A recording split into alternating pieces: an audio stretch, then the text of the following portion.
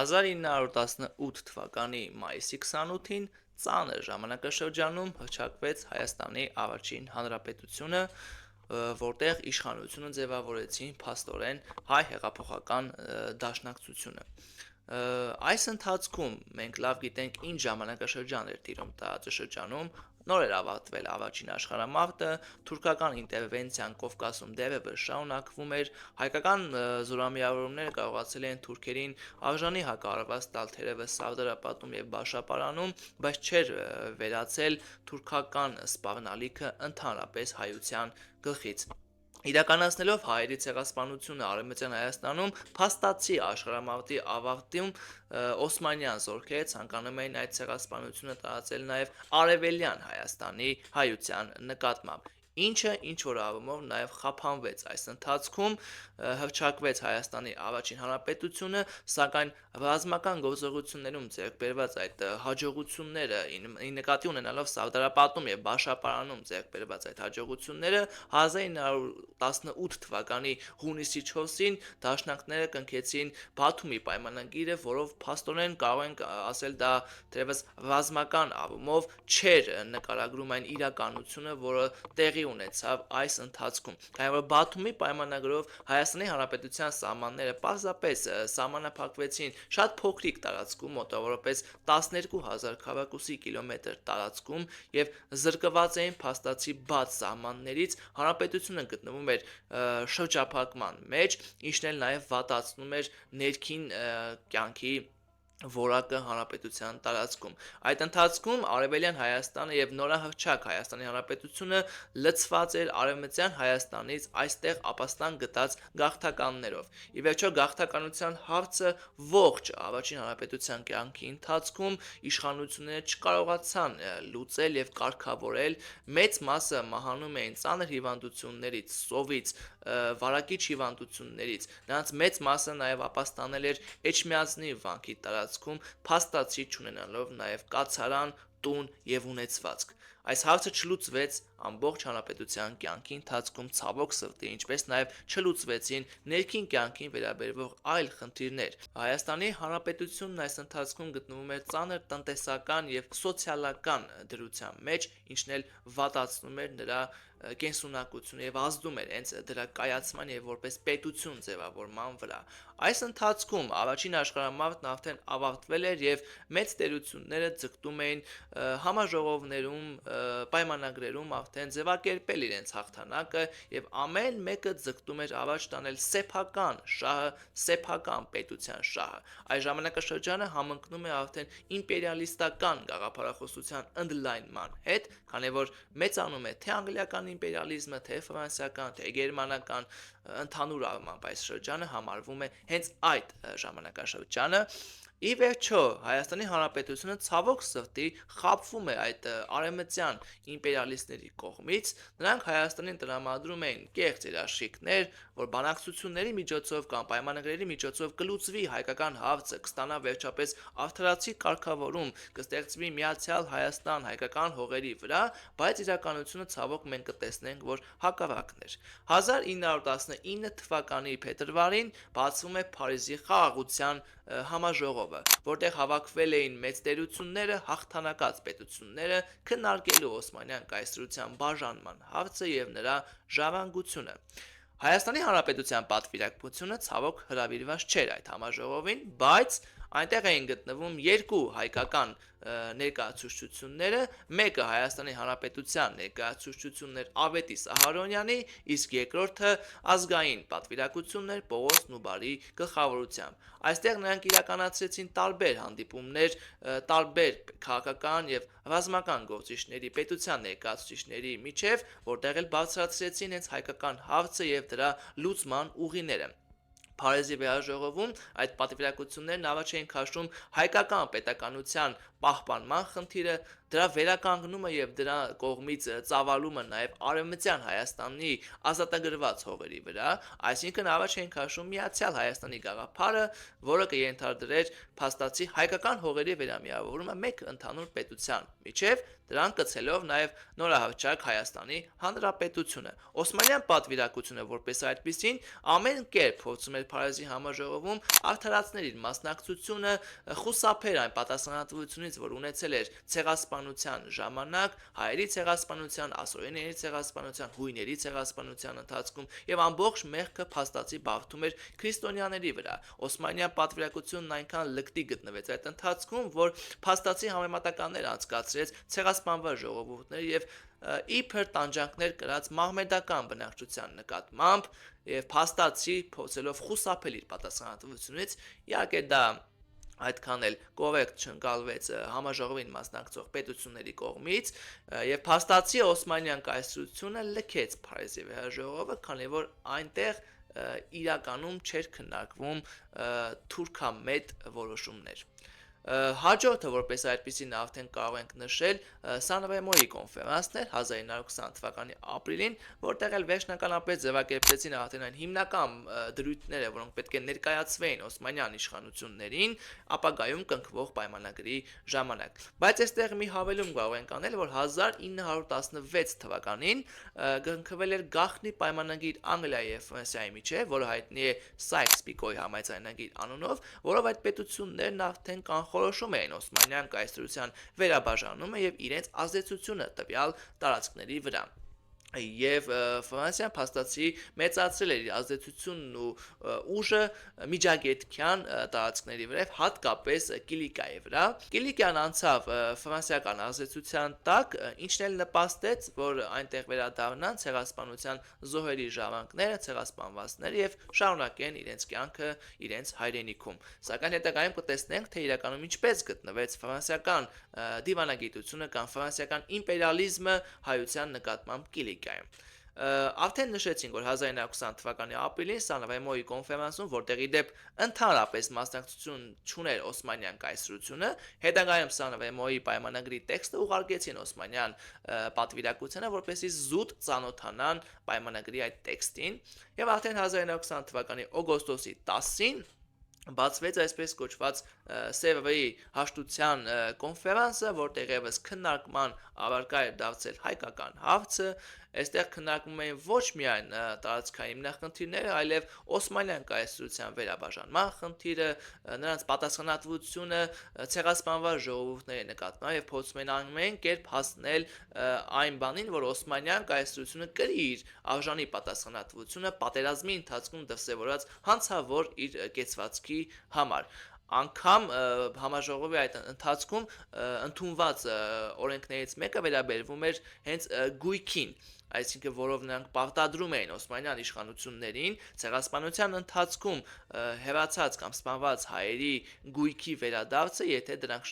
շարժական էին կամ անշարժ, ամեն կերպ պետք է ձգտեին գտնել այդ գույքը եւ վերադարձնեին իրենց օրինական տերերին եւ ամեն ինչ անել, որպեսզի վերադառնան իրենց տարածքներ եւ շարունակեն բնակվելը պատերազմի ընթացքում գազանություններից, դաշնություններից եւ վախից հեռացած բնակիչները։ Իհարկե դրանք մեծ հաշվով իհարկե հետագայում չիրականացվեցին, որովհետեւ կտեսնենք, թե հետագայում ինչ տեղի ունեցավ Օսմանյան կայսրությունում, ինչ քաղաքական փոփոխություններ տեղի ունեցան այնտեղ, որն էլ նպաստեց արդեն Սևրեի այդ պայմանագրի չիրականացմանը։ Հայկական պատվիրակությունը եւս ներկա էր այստեղ Սևրեի պայմանագրի կնքմանը, Ավետիս Սահարոնյանն էր ներկայացված, նա նաեւ այդ պայմանագրի կնքման օրը պաթետիկ կերպով համարեց իր կյանքի ամենաերջանիկ օրը։ Հայկական դիվանագիտությունը ցնծում էր, թե Սևրում արդեն վերջնականապես լուծվել է հայկական հարցը, հայկական տարածքների վերադարձը լինելու Սևրեի պայմանագրով մոտավոր կազմով կարող ենք նշել, որ 90,000 քառակուսի կիլոմետր Օսմանյան կայսրությունը պարտավորվում էր զիջել հայկական պետությանը, բայց Սևրեի պայմանագրում նշված էր այդ տարածքների վերադարձը Հայաստանի Հանրապետությանը, սակայն նշված չէր, թե ինչ տարբերակով պետք է իրականացնել այդ տարածքների վերադարձը հայությանը, մանավանդ, որ այդ տարածքներում արդեն բնակություն են հաստատել մահմեդական ժողովուրդները, այդ թվում նաև թուրքերը։ Թուրքերն այնտեղ ունեին կանոնավոր զինված ուժեր։ Այդտեղ շարունակում էր գործել նաև քեմալական ազգայնական շարժումը, որը արդեն մեծ ազդեցություն էր ձեռք բերել Օսմանյան կայսրության տարածքում եւ փաստացի ձգտում էր ամբողջական իշխանություն վերցնել կայսրության տարածքում։ Արևմտյան իմպերիալիստներն իրականում նպատակ չունեին հայկական հարցի արդարացի լուծմանը, իրենք հետաքրքրված չէին այդ հարցով ընդհանրապես։ Պատմության ողջ ընթացքում, թե հայկական հարցի միջազգայնացման ընթացքից վերջացած մինչև Լոզանի կոնֆերանս, արևմտյան տերությունները բարձրացնում էին հայկական հարցը կամ դա օգտագործում էին միայն Օսմանյան կայսրության վրա ներքին ճնշումներ գործադրելու, իրենց քաղաքական կշիռը կայսրության վրա մեծացնելու համար։ Այսինքն հայությունն իրենց պարզապես անհրաժեշտ էր իրենց նպատակները իրագործելու համար։ Վերջնարդյունքում իրենց հաստատ ձեռք չէր տալիս հայկական հարցի արդարացի կամ հայամետ լուծումը։ Ի վերջո, սակայն սա չընկալեցին հայ իշխանությունները, հատկապես դաշնակցությունը, որոնք ցնծում էին Սևի պայմանագրով, Սանրեմոյի կոնֆերանսով, Փարիզի այդ վեհաժողովի արդյունքներով, որտեղ նրանք տեսնում էին այսպես կոչված հայկական միացյալ պետականության վերականգնումը, նույնիսկ 1919 թվականին դաշնակներն ընդունեցին Միացյալ Հայաստանի այդ գաղափարախոսությունը, որը մեծ հաշվով պատրանքային ինչ-որ մի որոշում էր, հենց բխելով նաև այդ պայմանագրերի կայացումից։ Սակայն վերջնարդյունքում մենք տեսանք, որ ոչինչ էլ չիրականացվեց։ Անգամ այն, որ Ամերիկայի Միացյալ Նահանգներին էր տրվել Հայաստանի սահմանները որոշելու այսպես կոչված իրավարար վճռի որոշումը, նույնիսկ Վուդրո Վիլսոնի կողմից, դա եւս չիրականացվեց։ Իհարկե 1920 թվականի նոյեմբերի 22-ին նախագահ Վիլսոնը հրապարակեց իր այսպես կոչված իրավարար վճիռը, որով Հայաստանին պետք է տրամադրեին այդ տարածքները 90000 քառակուսի կիլոմետր ելք դեպի Սև ծով, բայց նա չէր նշել նաև այն տարբերակը այստեղ, թե ինչ տարբերակով պետք է Հայաստանին տրամադրեն այդ տարածքները, եւ երկրորդ կոնգրեսը չընդունեց այս որոշումը, այսինքն փաստացի առ այսօր այդ իրավարար վճիռը չունի որևէ իրավական ուժ միջազգային ասպարեզում եւ չի ներկայացնում իրերի իրական դրությունը, որովհետեւ մեծ հաշվով ամեն ինչ կախված է հենց կոնգրեսից, իսկ կոնգրեսի որոշումը այդ իրավարար վճիռի հետ կապված այդպես էլ տեղի չունեցավ, բայց հայությունը, հայ ղեկավարությունը շարունակում էր սինհույսեր փայփայել արևմտյան դիվանագիտության նկատմամբ, կարծելով, որ արևմտյան դիվանագետները եւ իմպերիալիստները ցանկանում են կենսունակ Հայաստանի վերականգնումը, նրա գոյությունը տարածաշրջանում, ի հակակշիռ Թուրքիայի եւ մնացած երկրների։ Նման վարկագիծ դրսևորեց նաև Ֆրանսիան, փաստացի հայության նկատմամբ քիչ չէր նաև հայերի մասնակցությունը պատերազմում Ֆրանսիայի կողմից։ Մենք լավ գիտենք, որ առաջին աշխարհամարտի ժամանակ հայերը ստեղծել էին իրենց արևելյան լեգիոնը, որը ֆրանսիական բանակի կազմում կռվում էր թուրքերի դեմ։ Եվ փաստացի ֆրանսիական իմպերիալիզմը ուրանալով այդ ամբողջը 1920-ական թվականներին գնաց գործարքի քեմալականների հետ, կնքեց Անկարայի պայմանագիրը, որով փաստացի Կիլիկիան հանձնեց Թուրքիային, լքեց Կիլիկիայում մնացած հայությանը։ Այս որոշումից հետո թուրքական զորքերը Քեմալ Փաշայի գլխավորությամբ հարձակման անցան Կիլիկիայի հայության նկատմամբ, տեղի ունեցան զանգվածային կոտորածներ Հաճնում, Մարաշում եւ մնացած հարակից շրջաններում, միայն կարողացան արժանի դիմադրություն ցույց տալ հայերը այն թափում, որի 18000 բնակիչները կարողացան հեռանալ տարածքից եւ ապաստանել արդեն Հալեպի շրջանում, բայց մնացած հատվածներում, Մարաշում, Հաճնում եւ մնացած շրջաններում հայությունը կրեց ծանր մարդկային կորուստներ, սպանվեցին հիմնականում տարածքի բնակիչները, շատ քիչ թվով մարդիկ կարողացան հեռանալ այդ տարածքներից եւ փրկվել։ Սա էր ֆրանսիական իմպերիալիզմի պատասխանը նրա հույսին ապավինած հայությանը։ Այլ է դրությունը նաև Հայաստանի Հանրապետությունում, այստեղ 1920 թվականին մայիսին տեղի ունեցան քաղաքական իրադարձություններ։ 1920 թվականի մայիսի 10-ին երկրում բռնկվեց մայիսյան ապստամբությունը դա իրականացրել են Հայաստանի կոմունիստական կուսակցության ներկայացուցիչները նպատակ ունենալով վերցնել իշխանությունը իրենց ձեռքը եւ վերջ տալ փաստացի դաշնակների ավանտյուրիստական իշխանությանը Հայաստանը, որովհետեւ դաշնակներն իրականում Հայաստանի Հանրապետությունը տանում էին մոտալուտ կործանում եւ չէին տիրապետում փաստացի իրական ռազմաքաղաքական եւ արտաքին իրավիճակին, չէին պատկերացնում թե իրականում արտաքին ճակատում ինչ է կատարվում Հայաստանի Հանրապետության դեմ այս ընթացքում եւ սխալ գործարքների էին գնում խափելով սեփական ժողովրդին։ Ի վերջո մայիսյան ապստամբությունը սկսվեց մայիսի մեկյան խաղաղ երթով ցույցեր էին տեղ ունենում այդ ընթացքում, բայց մայիսի 10-ին արդեն Ալեքսանդրապոլում կոմունիստները վերցրեցին իրենց իշխանության տակ քաղաքը, հայտարարեցին սոցիալիստական կարգեր Ալեքսանդրապոլում, դա տարածվեց նաև հարակից շրջանների վրա, սակայն կառավարությունը սկզբնական շրջանում, որը հայտարարում էր, թե ցանկանում է խաղաղ կերպով լուծել այդ ապստամբությունը, իրականում գնաց ծանր պատժամիջոցների եւ բռնությունների գործադրմանը։ Երկրում իշխանության եղավ Համո Օհանջանյանի կառավարությունը, որը միանգամից կառավարական զորքեր ուղարկեց Գյումրիի վրա, արդեն ապստամբությունը ճնշելու համար Սեփուի կողմից հավաքագրված բանակներն անցան հարձակման եւ փաստացի ճնշեցին նաեւ մայիսյան ապստամբությունն այդ տարածքում։ Ձերբակալվեցին ապստամբության նշանավոր գործիչները, կազմակերպիչները, նրանց մի մասը գնդակահարվեցին, մի մասն աքսորվեցին, երկրում փաստացի մեծացավ դաշնակցության բռնապետական ռեժիմը, արգելվեց կոմունիստական կուսակցության գործունեությունը Հայաստանի Հանրապետության տարածքում, որոշակի առումով նաև հետապնդման ենթարկվեցին մնացած սոցիալիստական թեկվածությամբ կուսակցությունների ներկայացուցիչները եւ փաստացի կարող ենք համարել, որ այս ընթացքը համընկավ բացարձակ իշխանության մոտ դաշնակների կենտրոնացման հետ։ 1920 թվականի սկզբում քեմալականներն եկան իշխանության Թուրքիայում եւ վերցրեցին հիմնական իշխանությունը։ Գալով իշխանության քեմալականներն հռչակեցին իրենց ազգային ուխտը, որը իր սուր ծայրով ուղղված էր հայկական եւ հունական պետությունների դեմ։ Ազգային ուխտով քեմալականները չէին ընդունում հայկական պետության գոյությունը ընդհանրապես եւ նախանշում են նաեւ ապագա ռազմական գործողությունները Հայաստանի դեմ։ 1920 թվականի սկզբին Մուստաֆա Քեմալ Փաշան իր հավատարիմ ընկերոջը Քազիմ Ղարաբեկիրին արդեն հորդորեց պատրաստվել պատերազմի Հայաստանի Հանրապետության դեմ, սակայն Ղարաբեկիրը պատճառաբանելով եղանակային վատ պայմանները հետաձգեց գործողությունների սկսումը Հայաստանի դեմ, սակայն արդեն 1920 թվականի վերջին տեղի ունեցավ թուրքական զորքերի հարձակումը Հայաստանի դեմ։ Սեպտեմբերի 23-ին թուրքական բանակը անցավ հարձակման Հայաստանի Հանրապետության դեմ։ Հայկական բանակն այս ընթացքում արդեն կազմալուծված էր դաշնակների այդ քարոզչության պատճառով, չէր կարող դիմադրել թուրքական գերակշռող եւ կանոնավոր բանակին, որի մեջ կային նաեւ զանազան զինված բաշիբոզուկներ, Օսմանյան բանակի տարբեր ներկայացուցիչներ, պատերազմը սկզբնապես վատ ընթացավ Հայաստանի Հանրապետության համար։